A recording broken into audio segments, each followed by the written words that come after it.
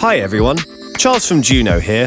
Today I've got another deep dive in the Juno Studio exploring the deep history of the MPC. This iconic all-in-one sampler, sequencer and workstation series has come to define a whole generation of producers and influenced countless genres. But what exactly is an MPC and how does it work? Let's find out.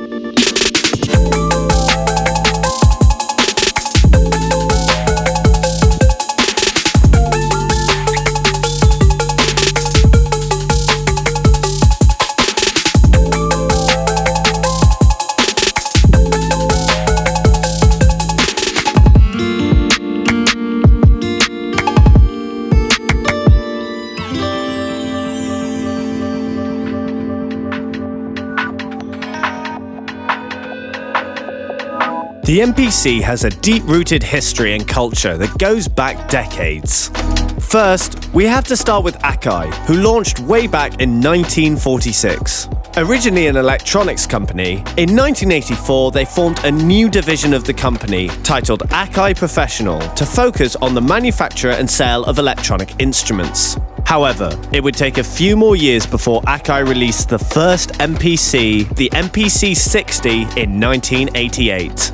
Originally an abbreviation for MIDI Production Center, the MPC was designed by the iconic Roger Linn, who is also responsible for many other landmark pieces of studio gear, including the Linn LM1. The MPC 60 quickly took off, becoming legendary for its 12-bit sampling grittiness, and was used by artists such as DJ Shadow, Dr. Dre, and Aphex Twin. After the popularity of the MPC 60, Akai began a long lineage of releases, including the MPC 2000, MPC 3000, MPC 4000, and more. The MPC range, however, faced a difficult enemy at the turn of the millennium. With the boom of modern DAWs, sampling and sequencing was becoming easier and easier to do on your own home computer. In 2012, Akai released the MPC Renaissance, the company's first entrance into the software world. The device paired with an external computer to control its own custom software and allowed for brand new capabilities and customizations. This set the trend for future MPC models, which leads us nicely to the brand new MPC Studio.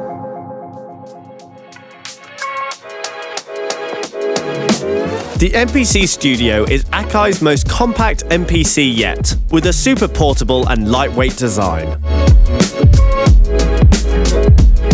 The MPC Studio features 16 classic backlit MPC pads, alongside an assignable touch strip, program controls, MIDI in-out capability, and more. How does it work? Let's dive right in. So here's the MPC Studio, and this is what the software looks like when you first boot it up. Let's start by loading some samples onto the pads. MPC software comes with a few different packs to get you started. Let's select the Garage House Castle kit and check out the samples.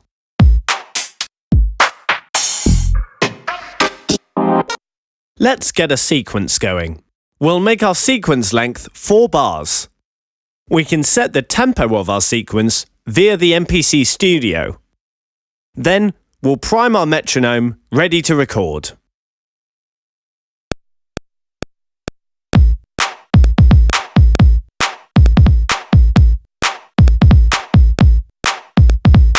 We've got quantize on, which will clear up some of my messy drumming.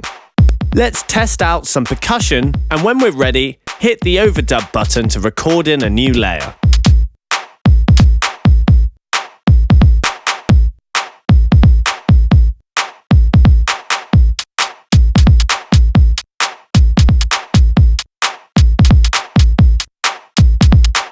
Great. Now let's add some rhythmic interest to the hi-hat using the touch strip to add some rolls.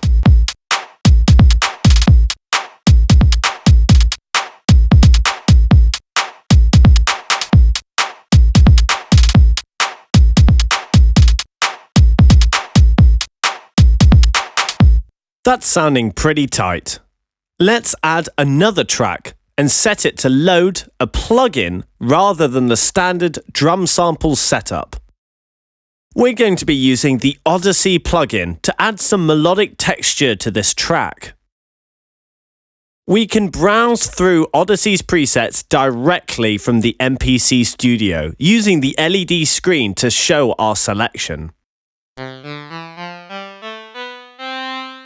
When we load a plugin like this, each of the pads becomes a musical note on the keyboard for us to play, but we can switch the pads to trigger chords and chord progressions instead. Let's use the deep house chord progressions and drop the pad down 1 octave.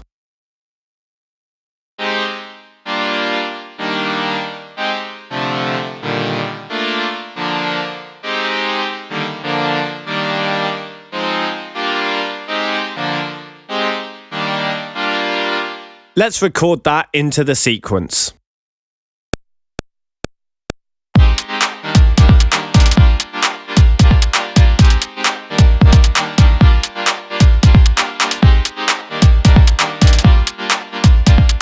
Let's make the pad a bit more dynamic by adding some pitch bend automation with the touch strip.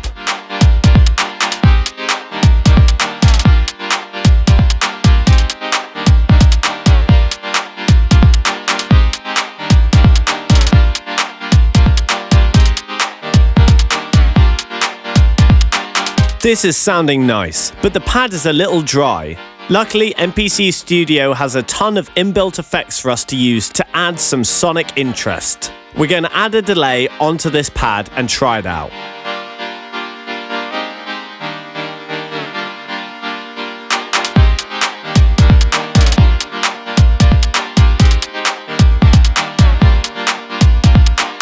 Well, what about chopping up samples? That's what the MPC got its name doing. First, let's create a brand new drum track for chopping up our sample. Let's browse our computer to find a sample I've pre-prepared, Karen Young's Hot For You, and we'll bring it into our sample pool. We're going to switch into sample edit mode and have a listen to our sample. I'm hot for you. What you gonna do? First things first, let's get this sample in the right key. I'm going to use the inbuilt pitch shift function to bring up the sample by a semitone. I'm hot for you. What you gonna do? For our sample chop, we're going to focus on just the start of this a cappella. I'm going to use the pads to slice up my sample in real time. I'm hot for you. What you gonna do? I can tidy these slices up using the sample start and end controls on the MPC to make my chops really precise. I'm going to quickly speed through this and then export the samples into their own program. I'm hot for you. What you gonna do? Let's add the sample to our jam.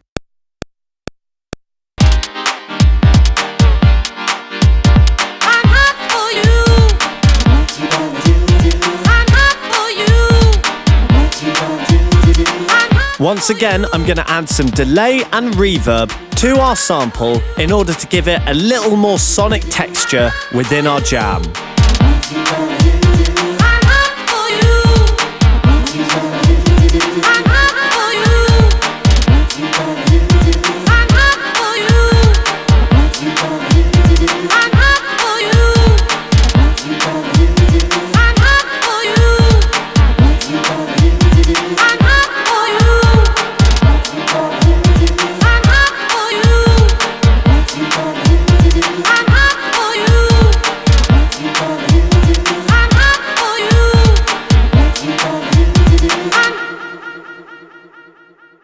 Finally, let's add some more dynamic effects by using our touch strip control. I'm going to load the stutter effect on here and turn the mix all the way down. Then I'm going to set up a Q-link control for the mix parameter of that stutter effect. And then I can set the touch strip to control that Q-link. Now when I adjust the touch strip, it'll adjust the stutter on this sample.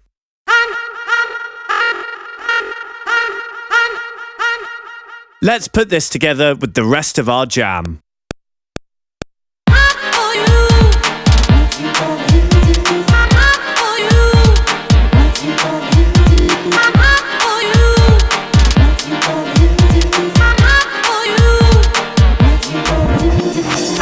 we've barely scratched the surface of what this machine is capable of. There are just so many features available to you.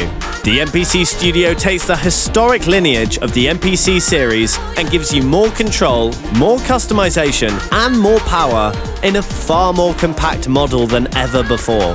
The software is much more than just an accessory. It's a fully fledged DAW in its own right, and it makes it so easy to bring ideas to life on the fly. Thanks for watching our deep dive on the MPC Studio. For more info and specs, check it out on our website via the link in the description. Make sure to subscribe to stay in the loop, and we'll see you next time.